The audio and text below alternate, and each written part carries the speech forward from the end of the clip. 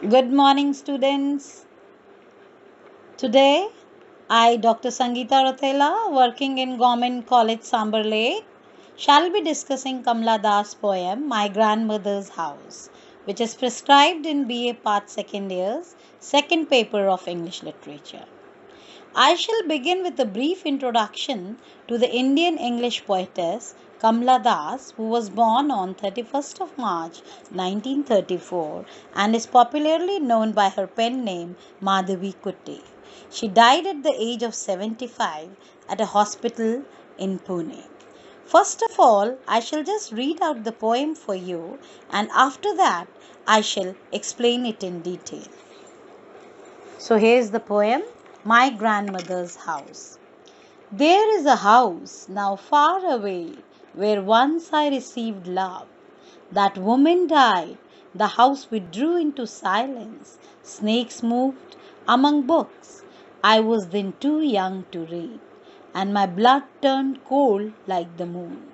How often I think of going there to peer through blind eyes of windows, or just listen to the frozen air, or in wild despair pick an armful of darkness to bring it here, to lie behind my bedroom door like a brooding dog. You cannot believe, darling, can you, that I lived in such a house and was proud and loved? I would have lost my way and begged now at strangers' doors to receive love, at least in small change. This poem is mainly a poem of reminiscence and nostalgia. Poetess is not very happy with her present situation and her married relationship. She feels alienated and desperate and longs back for her childhood days spent with her grandmother, who showered a selfless and unconditional love on her. But presently, she lacks such care and love in her married life. The poem is replete with many figures of speech and natural images. Now, students, I shall explain the poem line by line. She begins by saying that there is a house now, far away, where once I received love. It means she is no more staying in her grandmother's house, and now she is married and lives far away in a city. She also speaks about love which she received in that house, but today her own house is devoid of love and comfort which she expects to receive from her husband. Students, there are ellipses, that is dot dot dot, which very ironically represent her loneliness and also intensifies her feeling of nostalgia and desperation. She is so desperate to be in her grandmother's company. She says, to quote, that woman died, the house withdrew into silence. To unquote, it means her grandmother is no more, and today no one lives in that house. Even house seemed to share the grief of her death. Grandmother's death stunned and shocked her. She recollects that when she was a child, she could hardly follow those books, and letters in the books were like snakes.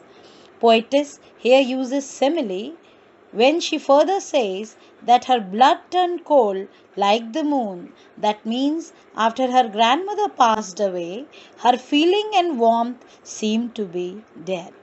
She often thinks of visiting her grandmother's house again to at least bring back the despair and darkness which now surrounds the house, so that at least it could solace her soul.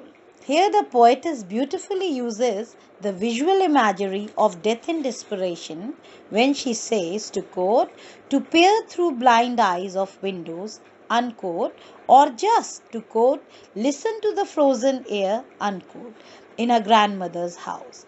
Then further she says that darkness would lie with her like a brooding dog. Again, she uses simile, which reflects her inability to pay visit to her grandmother. Kamala Das beautifully expresses her longing, fear, love in a marital relationship when she says, to quote, "You cannot believe, darling, can you, that I lived in such a house and was proud and loved?" It clearly reflects her loneliness and desperation, as she has never received true love from her husband because this house lacks all the warmth. Here, darling is a reference to her husband.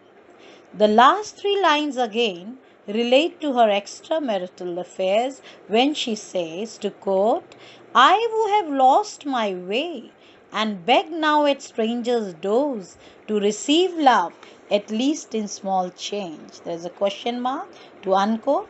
She has become a beggar begging for love and warmth in a cold world, but her heart and feelings are bruised. Only grandmother's unconditional love and memories remain as a boon in these cursed times.